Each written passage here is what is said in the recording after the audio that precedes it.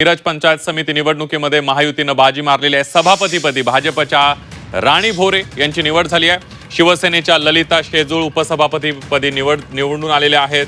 महाविकास आघाडीकडून कुठलाही अर्ज न आल्यानं निवडणूक बिनविरोध झाली आहे। पंचायत समिती निवडणुकीनंतर पार पडलेल्या सभापती उपसभापती निवडीमध्ये महाविकास आघाडीने बाजी मारली होती। बहुमत असून देखील भाजपला सत्तेपासून दूर राहावं लागलं होतं। सदस्य अपहरणाची तक्रार करत भाजपने सभापती उपसभापती निवडीविरोधात याचिका सुद्धा दाखल केली होती आणि यानंतर ग्रामविकास विभागाने ही निवडणूक रद्द केली होती आणि त्यानंतर आता पुन्हा झालेल्या निवडणुकीत महायुतीनं बाजी मारली आहे।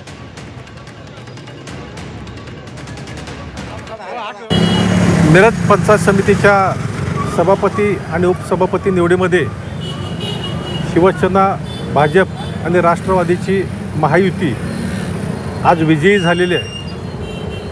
गेल्या वेळेला सुद्धा शिवसेना, भाजप आणि महायुतीचं बहुमत होतं, परंतु आमच्या शिंदे गटाच्या एका पंचायत समिती सदस्याला त्या ठिकाणी अपहरण करून चुकीच्या पद्धतीने त्या ठिकाणी त्यांनी सत्ता मिळवली होती।